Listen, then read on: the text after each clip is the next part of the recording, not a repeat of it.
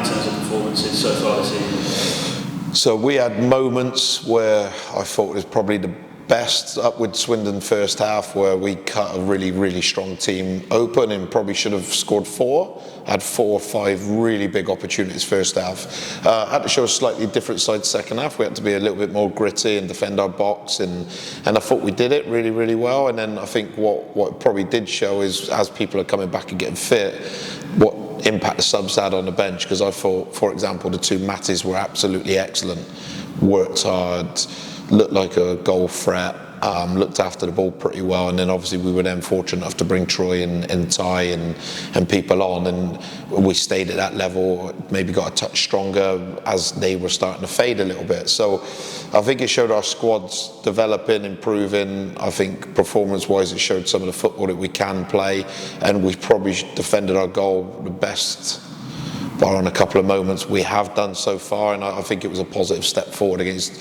a really, really strong team. And looking to set that forward into this weekend, and it's a bit of a similar test, isn't it, in terms of Sutton are a big team and they've done very well in the last couple of years. Yeah, and obviously had a really good result in the week, and I know they've lost a few in the league, but obviously they've got Harry Smith back, who makes a big difference to them. So this is a real physical, tough game. Biggest team in the league. I think they played the most amount of long passes, so it's might not be a game for the purist, but it's one that they're really good at, really well organised. They're coached really fantastically well and going to be strong, particularly when the ball's crossed and from set play. So we're going to have to do better this week than what we did.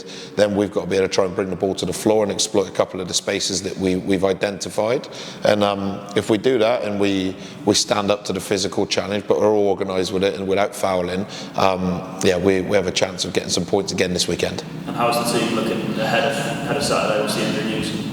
So probably the most positive since I've been here. So Reece Brown's trained last couple of days, so he'll be available for some minutes this week. Teddy Jenks joined back in training today.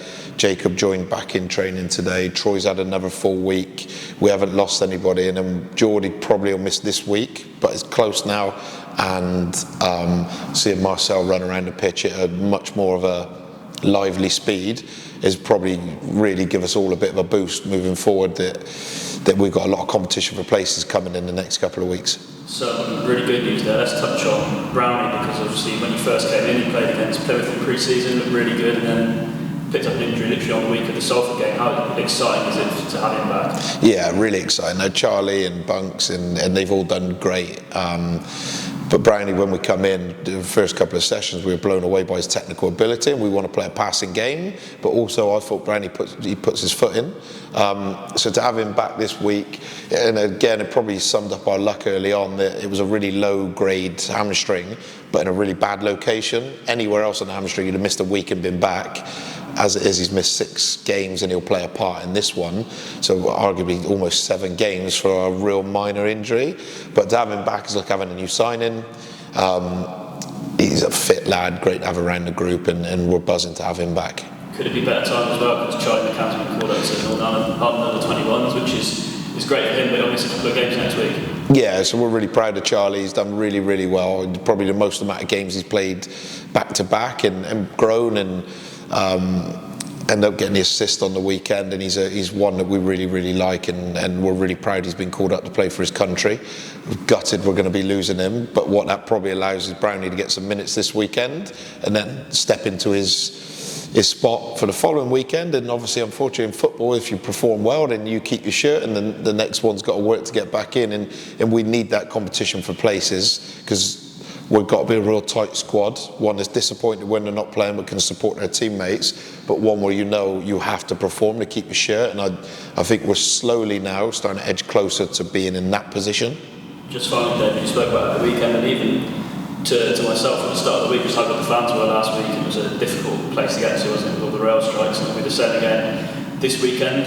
How impressed were you with them against Wimbledon, and how important will they be again on Saturday? Yeah, the fans here have been amazing from day one, home and away. Even after the Newport game, I thought it was so supportive, despite it being a really, really poor performance. On the weekend, to go with the rail strikes and all the transport issues, and to sing as loud as they did, I thought they really helped us through some tough periods, because the game ebbed and flowed. We looked like we were going to win it, and we looked like we were going to lose, and ebbed and flowed, and they saw us over the line. So we're really, really grateful to them. I think they're absolutely brilliant in the singing at the end, and we want to give them more joyful moments, which we will, but right now we want to give them a few more joyful moments. So a big thank you from me and the squad, because they mean a lot to us, and we're trying hard to give them something to be proud of, and stick with us, because we're getting there slowly, and they're a massive part of everything we do.